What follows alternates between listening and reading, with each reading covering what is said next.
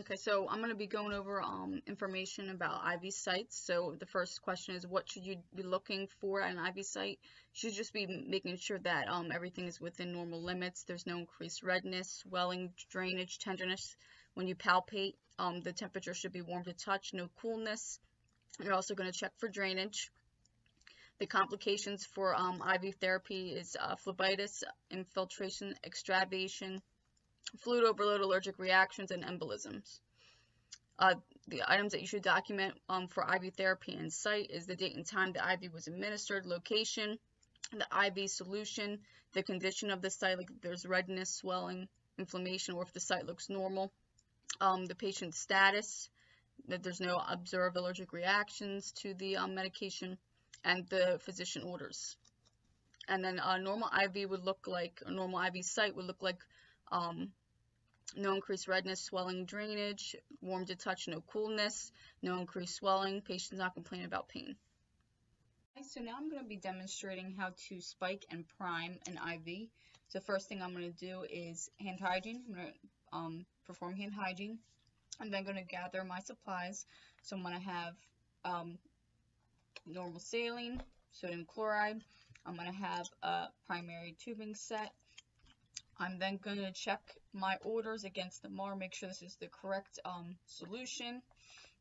I'm going to push down on the solution, making sure there's no holes or openings. I'm going to check the color and clarity of my solution. I'm also going to check the expiration date, make sure that it is not expired.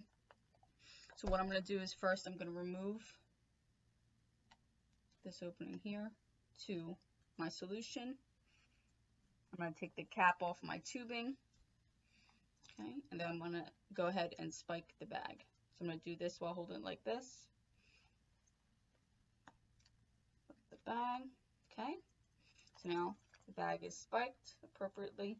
There's no water leaking out. So I'm going to go ahead and hang this to my IV. I'm going to make sure that the clamp is all the way up and closed.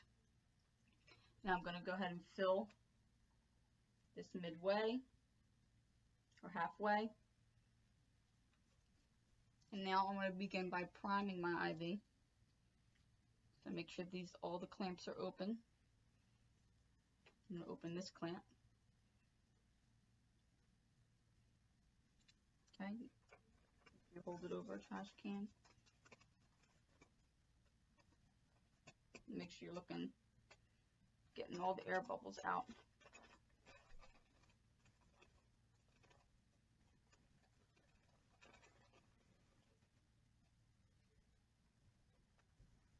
Right now I'm getting all the air bubbles out of the line.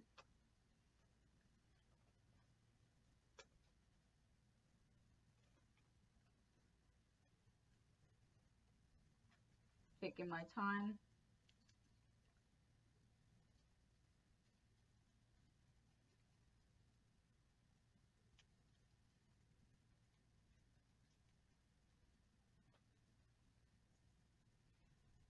Making sure that I don't see any air bubbles in my line,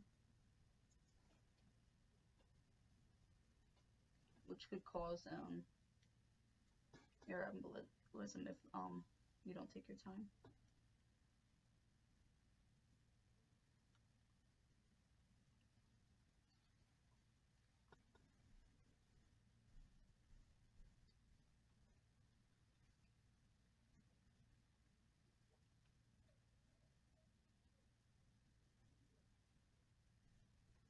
Okay, so now that I've removed all the air bubbles to my line, I'll go ahead and connect this or put this into the pump. I'll do the orders, and then I'll hook it up to the patient.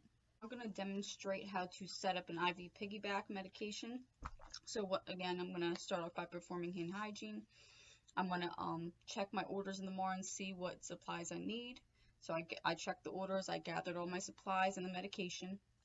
I'll go ahead and compare the medication to the MAR, make sure it's the correct medication.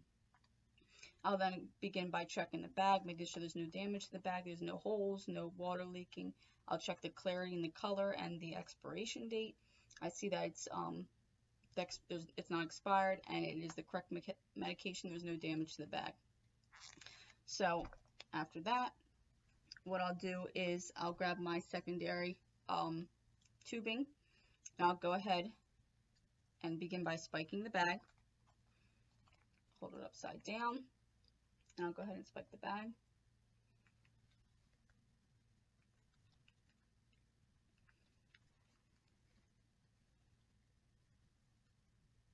Right. Okay, bag is spiked. I'm going to turn the nozzle. Oops. I'm going to keep the thing closed for a second. And then going to go ahead and hang it and keep it lower than the primary set. Okay. So now what I'm going to do is take my alcohol swab. And I'm going to go and clean the port, the inserting port. Right. And then I'm going to go ahead and attach my secondary bag to my primary. Alright. So now what I'm going to do is I'm going to prime. So I'm going to open up the primary bag here.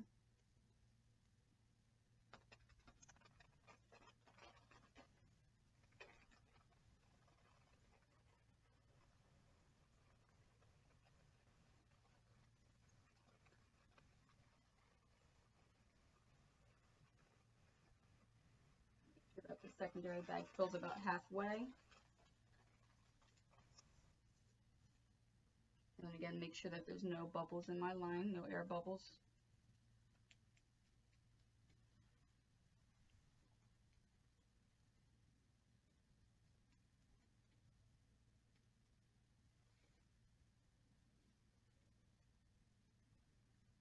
Okay. All right, then I'm going to go ahead and program the secondary bag's orders into my pump, and then I'm going to attach it to the patient's IV.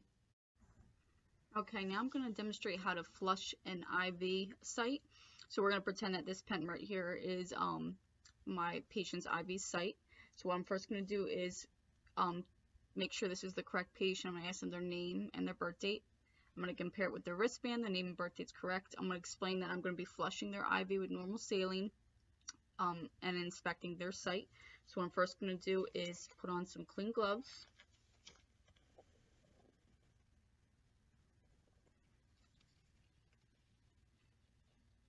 Okay, so I'm going to inspect their IV site, make sure that everything's normal, there's no increased redness, no swelling, no complaints of pain, site is not cool to the touch. Okay, so now what I'm going to do is I'm going to take my alcohol swab and I'm going to clean the IV site for at least 15 seconds. I'm going to let it air dry. I'm going to toss this in the trash. Now what I'm going to do is take my first saline syringe. What I'm going to do is attach it to the IV site, and I'm going to aspirate for blood return just to make sure and check that the catheter is not occluded. Okay, so I'm going to go ahead and toss that syringe out. I'm going to then grab another saline syringe, and I'm going to prep the site again with a new alcohol swab. Okay, it's going to be cleansed, and now I'm going to insert the second saline syringe onto the IV, and then I'm going to insert and flush with the saline. Okay, I'm going to disconnect the syringe and throw it in the trash. I saw that the IV site was patent and there didn't appear to be any inclusions. So now what I'm going to do is toss out my gloves. I'm going to perform hand hygiene, and I'm going to document the flush and the MAR.